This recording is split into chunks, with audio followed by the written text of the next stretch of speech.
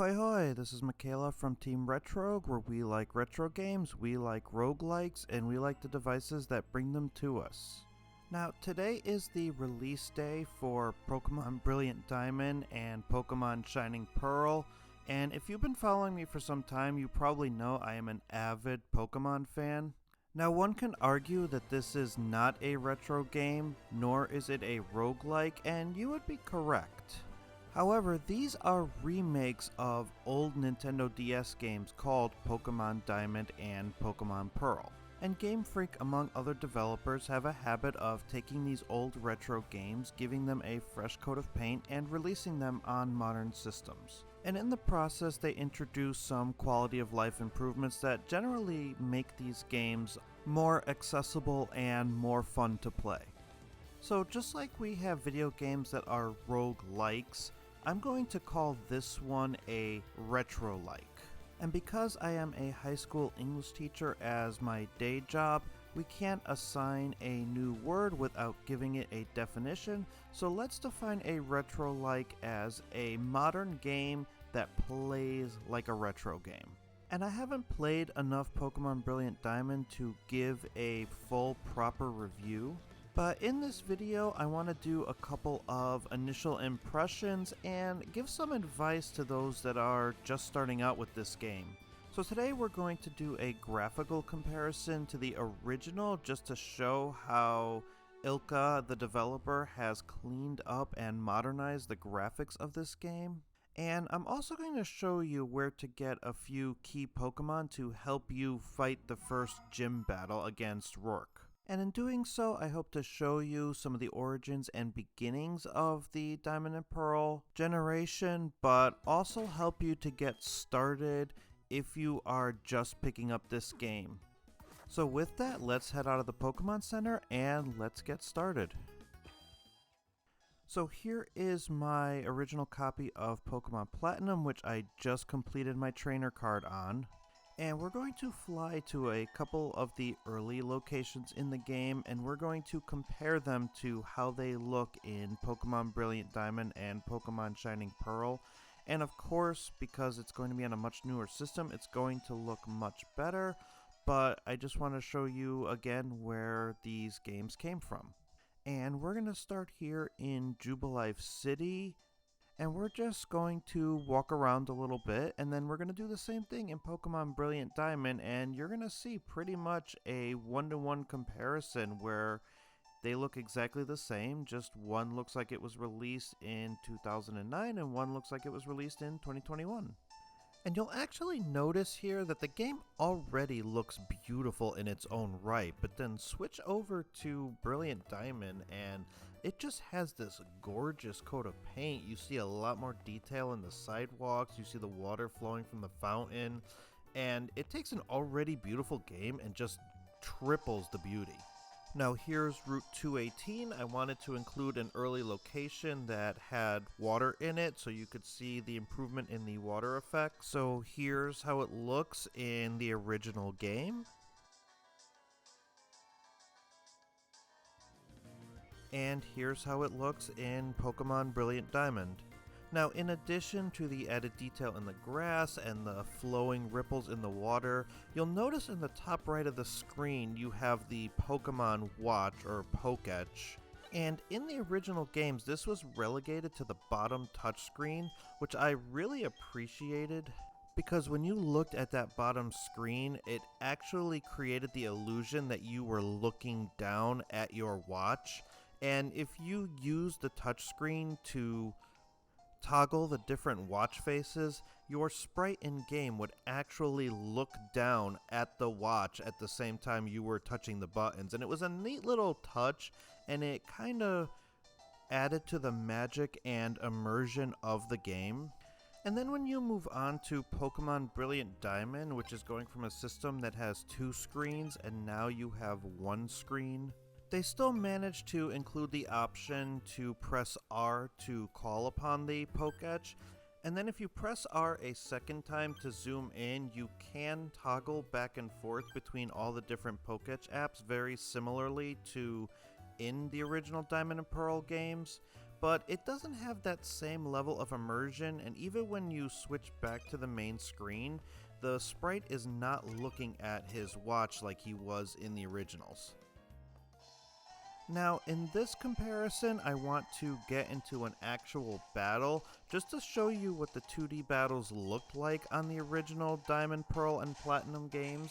And you could see at this generation, they started to incorporate some scenery, but it still looks very much 2D, whereas in Brilliant Diamond, you're definitely going to see a more modern version of the battles that look closer to like what's in Pokemon Sword and Pokemon Shield. But you will notice a couple of throwbacks in the way the battle starts that still maintain the feel and integrity of the original battle system, along with little quality of life improvements like knowing whether a move is super effective or not against the Pokemon you are battling, as well as all of your Pokemon getting experience for a battle, which I know is controversial to some. But it actually doesn't bother me, and I'll get into why in a little bit.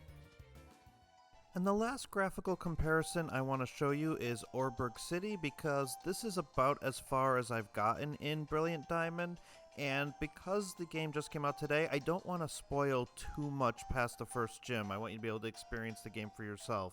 But you could see here in the original game, the coal is actually moving on conveyor belts. And you've got that same detail in Pokemon Brilliant Diamond and Shining Pearl. However, it's going to look much better. You could see the lines in the conveyor belt. And if you look closely in the corner, you can actually see individual pieces of coal kind of rattling around as the conveyor belt changes direction. It's a nice little graphical touch. So let's assume that the first half of the video actually convinced you to go out and buy this game. Let me show you a couple of Pokemon that can actually help you tackle the first gym if this is your first Pokemon game or your first time in Sinnoh. You may have noticed right at the beginning of this footage, I took the left exit out of Jubilife City and I talked to this fisherman who gave me the old rod. Now, you can actually take this old rod and you can register it to the plus button on your Switch. Just go ahead and select A and click register, and you could set it to any of these slots that you wish. We're going to set it to the left. And we're going to keep going to the left into the fishing area that was in my graphical comparison. And we're going to go ahead and press the start button and throw the rod in. And when that exclamation point appears over a character's head, we're just going to press A and reel in a fish. Now, the only Pokemon that you can catch with the old rod is a fairly useless Pokemon called Magikarp, but we're going to just go ahead and weaken him, and we're going to throw a Pokeball and catch this Magikarp, because even if he may be useless now, because we have that experience share, we could just let the Magikarp sit in our party until he hits level 20, and at that point he's going to evolve into a much stronger Pokemon. So if you did not choose Piplup as your starter and you need a water type, this is probably a decent one to get early game. Now, if you head north of Jubilife City to Route 204, you're going to run into a grass-type Pokemon here called Budew, and it doesn't look like much now, but it does get stronger as you progress through the game and can evolve into a very powerful Pokemon if you did not choose the grass starter. And this Pokemon knows a grass-type move called Absorb, which most of that first gym leader's Pokemon are weak to, but it also knows a move called Worry Seed, which can actually eliminate the opponent's Pokemon ability and change it to one called Insomnia, which will get rid of any potential advantages that Pokemon may have due to its ability. And it also knows a move called Stun Spore, which can paralyze most Pokemon, giving you an advantage. Now, we've gone west of Jubilife City and gotten a Pokemon. We've gone north of Jubilife City and gotten a Pokemon. Now we're going to go east to Route 203, and you could run into a psychic Pokemon known as Abra in this area. Now, when catching it, you're not going to battle it because it will immediately try to teleport away. So if you find one, just throw a Pokeball and hope for the best. And when this Pokemon hits level 16, it will evolve into a very powerful psychic type. And finally, once you get to Orberg City, if you go north, you will hit this area where you can't progress very far because you don't have a key item yet, but you're going to come across this dark patch of grass. And in that dark patch of grass, you're going to run into a Pokemon called Machop. Now, Machop is very important for the first part of the game because he is the first fighting type Pokemon that you can catch. And if you do catch him before going to the first gym, he's going to know a fighting type move called Low Kick, which will be super effective on the Pokemon that you fight in that particular gym. So if you get Machop and you get the Budew, as well as a water type if you picked Piplup, you should be in fairly good shape. And then on top of that, you'll have Magikarp and Abra sitting in the background, soaking up all that experience and prepping to evolve. And that's what I particularly like about having the experience share on all the time, is it gets rid of that grind of trying to make Pokemon that are useless or can't battle until they evolve, and actually giving them a chance to sit in the back row and just kind of quietly grow while you're working on the rest of your team. And I know it's not a popular opinion, most people like to have control over how their Pokemon grow, but for me, I feel that it empowers me to rotate my teams and want to try out new Pokemon, and I actually prefer that better. However, that said, this game could have benefited from an off switch for those people that prefer to level up their Pokemon individually. And that'll do it for this video. Hopefully this convinced you to give Pokemon Brilliant Diamond or Shining Pearl a try. Or if you're already hyped for these games, hopefully this video increased your hype.